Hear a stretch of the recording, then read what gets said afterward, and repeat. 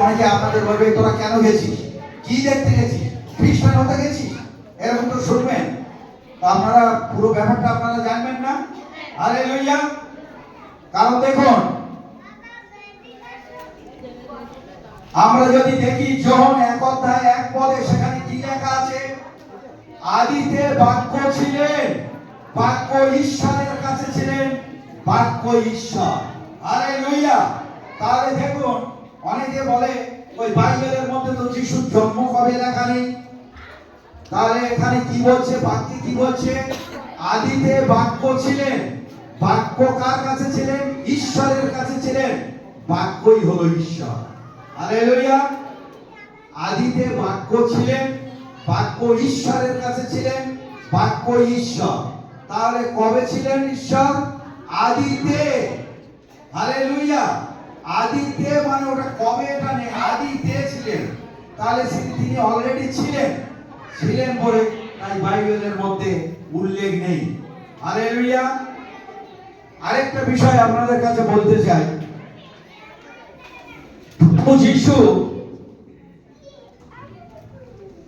যখন জন্মগ্রহণ করেছিলেন, আমরা যদি মথি লিখিত সুসমাচার তার 1:11 দেখি, আর সেখানে এইরূপ লেখা,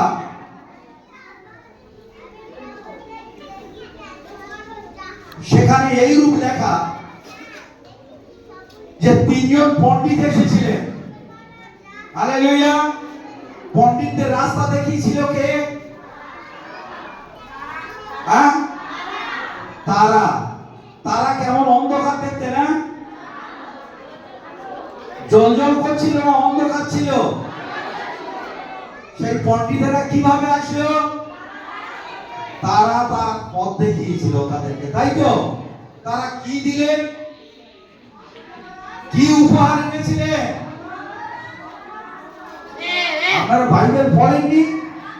স্বর্ণ, কুণ্ডল ও গন্ধরাজ উপহার দিলেন। হালেলুয়া। এই শুনুন, এখানে বানান, কি নিয়ে এসেছিল বলুন? স্বর্ণ, কুণ্ডল ও গন্ধরাজ। হালেলুয়া। কি নিয়ে এসেছিল? স্বর্ণ, স্বর্ণ, কুণ্ডল, কুণ্ডলী, গন্ধরাজ। গন্ধরস। খুব ভালো করে দেখুন, শুনুন। স্বর্ণটা হচ্ছে, এটা একটা প্রতীক কাদের? রাজাদের দেয়। রাজা, রাজা, যারা রাজা। প্রভু যিশু হলেন রাজাদের রাজা। হালেলুয়া। প্রভু যিশু রাজাদের রাজা। প্রভু যিশুকে সবাই রাজা বলে মনে করেছিল যে প্রভুকে রাজা বানাতে হবে। বানালে কি হবে? তার সেই অলৌকিক কাজ আমাদের জীবনে হবে, আমরা খুব ভালো থাকবো। তাহলে স্বর্ণ নিয়ে এসেছিলেন। সেই স্বর্ণের প্রতীকটা কি? এটা রাজাদের উপাধি, এটা রাজাদেরকে দেয়। একটা হলো সেটা সাদা, হ্যাঁ। আর ধূপ যখন এইরকম জ্বালেন, ওর একটা এরকম শীষ ওঠে, তাই না? ধোঁয়াটা উপরের দিকে উঠতে থাকে, তাই তো? এই কুন্দুরিটা, এটার কিসের প্রতীক? কুন্দুরিটা এটা কিসের প্রতীক? কুন্দুরিটা হলো প্রভু যিশুর, যে তিনি একমাত্র ঈশ্বর। হালেলুয়া। একমাত্র ঈশ্বর। কুন্দুরি এই উপহারটি যিশুর দেবত্ব মহাযাজক হিসাবে ভূমিকা ছিল। এগুলো সব ঈশ্বরের পরিকল্পনা। হালেলুয়া। প্রভু যিশু কেন এসেছিলেন আমরা দেখব, স্বর্গীয় দূত কিভাবে সেটা ব্যাখ্যা করেছে। আমরা যদি দেখি লূক লিখিত সুসমাচার তার 2:8-12 পর্যন্ত। ওই অঞ্চলে মেষপালকরা মাঠে অবস্থিতি করিতেছিল এবং রাত্রিকালে আপন আপন পাত চৌকি দিতেছিল। আর প্রভুর এক দূত তাহাকে নিকটে আসিয়া দাঁড়াইলেন এবং প্রভুর প্রতাপ তাহাদের চারিদিকে দেদীপ্যমান হইল। তাহাতে তাহারা অতিশয় ভীত হইল। তখন দূত তাহাকে কহিলেন, ভয় করিও না, কেননা দেখো আমি তোমাদিগকে মহানন্দে সুসমাচার জানাইতেছি। সেই আনন্দ সমুদয় লোকের হইবে, কারণ অদ্য দাউদের নগরে তোমাদের জন্য ত্রাণকর্তা আছে, তিনি খ্রিস্ট প্রভু। Amen, hallelujah. প্রভু যিশুর জন্মদিনে এইটা একটা অভয় বাণী। হালেলুয়া। প্রভু যিশুর জন্মদিনে একটা অভয় বাণী। কি বাণী? অভয় বাণী। সেটা হচ্ছে ভয় করিও না। হালেলুয়া। কেন ভয় করিও না বলল? কেন বলেছিল যে ভয় করিও না? তখন সময়টা কখন ছিল? রাত্রিকাল। শীতের সময় এবং অন্ধকার রাত্রি। রাখালেরা, তাদের কেউ খবর নেয় না।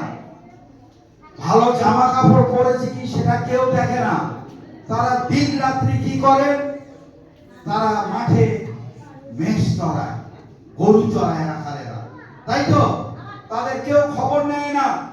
আর যখন সেই অন্ধকারের মধ্যে স্বর্গীয় দূত যখন কাছে এসেছিল, তখন বাক্যে কি বলছে? উজ্জ্বল রূপ। হালেলুয়া। সেই জায়গাটা কি হয়েছিল? দেদীপ্যমান হইল। আলোয় ভরে গেছিল। সিস্টার, আমি তোমাদিগকে মহানন্দে আমি সুসমাচার জানাইতেছি। তোমাদিগকে এক মহানন্দের খবর জানাতে এসেছি। হালেলুয়া। কি খবর? সেই আনন্দ সমুদায় লোকের হইবে। এই যে মহা আনন্দ, এটা সমুদয় পৃথিবীর মধ্যে সেই আনন্দটা উপভোগ করবে। হালেলুয়া। শুধু তারা যে অন্ধকারে রাখালেরা ছিল তাদের কাছে নয়, আশপাশে নয়, বলছে সমুদয় জগতের জন্য। হালেলুয়া। তারপর কারণ অদ্য দাউদ নগরে তোমাদের জন্য অদ্য দাউদ নগরে ত্রাণকর্তা। হালেলুয়া। প্রভু যিশু কেন এসেছিলেন? তিনি আমাদেরকে পরিত্রাণ দিতে এসেছিলেন। হালেলুয়া। আমরা পাপী, সেই পাপীদেরকে উদ্ধার করার জন্য ঈশ্বর একজনকে পাঠিয়েছিলেন। হালেলুয়া। বাক্যে বলছে ত্রাণকর্তা জন্মে আছে। আর কি বলছে? তিনি খ্রিস্ট প্রভু। তিনি খ্রিস্ট প্রভু। আর এক চিহ্ন তোমাদেরকে দিচ্ছি। সে চিহ্নটা কি? একটি তোমরা শিশু কাপড়ে জড়ানো দাউদ নগরে গিয়ে দেখবে একটা শিশু কাপড়ে জড়ানো চাপ পাত্রের মধ্যে আছে। চাপ পাত্র কাকে বলে? আমরা জানি চাপ পাত্র। অনেকে বাড়িতে বলে না, এই গরু চাপনা দিয়েছি, তাই তো? চাপ পাত্র হলো গরুরা, মেষেরা যেখানে খায়, যেটার উপরে দেয়া হয় সেই পাত্র। হালেলুয়া। ঈশ্বর তিনি চাপ পাত্র ব্যবহার করতে পারেন। হালেলুয়া। চাপ পাত্রে ব্যবহার করবেন এবং সেই চাপ পাত্রে যাকে রাখবেন তার নিয়ে অলৌকিক কার্য তিনি করতে পারেন। হালেলুয়া। আজকে আমরা এসেছি তার জন্মদিনে। ঈশ্বর যখন আমাদেরকে সৃষ্টি করেছিলেন কিভাবে? প্রথম মানুষকে, এ বাবা, এ কি? প্রথম মানুষকে হাতেরটা কি? মুখে ধরুন। প্রথম মানুষকে আদম কিভাবে সৃষ্টি করেছিল? মাটিতে। হালেলুয়া। মাটি দিয়ে। ওই জন্য দেখবেন অনেকে বলে মাটির দেহ মাটিতে যাবে। আমাদের মধ্যে অহংকার করে কি হবে? তাহলে মাটির দেহ কেন? না, ঈশ্বর মনুষ্যকে সৃষ্টি করেছিলেন মাটি দিয়ে। হালেলুয়া। তাই আজকের আমাদের এই যে দেহটা, এটা মাটির দেহ। হালেলুয়া। আমরা এখানে দেখতে পাচ্ছি চাপ পাত্রে রেখেছিল, তাই না? হালেলুয়া। আরেকটা বিষয় আপনাদেরকে বলি, কোথায় জন্মগ্রহণ করেছিল? প্রভু যিশু গোয়ালঘরে জন্মগ্রহণ করেছিল। গোয়ালঘরটা কোথায় ছিল? বেথলেহেমে। হালেলুয়া। আরেকটা বিষয় শুনুন, এই বেথলেহেম হলো, তিনি কোথায় জন্মগ্রহণ করেছিলেন? ভবনাভিতে। এটা একটু শুনবেন, ভবনাভি। ভব কথার অর্থ হচ্ছে পৃথিবী। আপনারা শুনতে পাচ্ছেন? ভব কথার অর্থ কি? ভব কথার অর্থ হচ্ছে পৃথিবী। নাভি কথার অর্থ হচ্ছে আমাদের দেহের মধ্যস্থল। হালেলুয়া। প্রত্যেকের দেখবেন, আপনারা দাঁড়িয়ে দেখবেন বা বাড়িতে গিয়ে ভালো করে আপনার এই দেহটা দুটো ভাগ আছে। নাভির কাছ থেকে এটা যতটা, নাভির নিচ থেকে এটাও ততটা। এটা হলো একটা মানুষের শরীরের মধ্যস্থান, কেন্দ্রবিন্দু। হালেলুয়া। এইটা হলো ভবনাভি। তার ভবনাভিতে কে জন্মগ্রহণ করেছিল? প্রভু যিশু। প্রভু যিশু। ভবনাভিতে জন্মগ্রহণ করলো কেন? ভবনাভিটা হলো পৃথিবীর মধ্যস্থল। শুধু আমাদের ভারতবর্ষের জন্য নয়, বাক্যে বলছে সমগ্র পৃথিবীর জন্য একটা সুসংবাদ আছে। হালেলুয়া। একটা সন্তান জন্মগ্রহণ করেছে, জামপাত্রে কাপড়ে জড়ানো আছে। হালেলুয়া। তাহলে অনেকে বলে বিদেশের ঈশ্বর। না, বিদেশের ঈশ্বর নয়, তিনি সমগ্র পৃথিবীর মানুষের ঈশ্বর। হালেলুয়া। তিনি সমগ্র পৃথিবীর মানুষের ঈশ্বর। হালেলুয়া। আরেকটা বিষয় সিস্টার একটু পড়বেন, যিশায়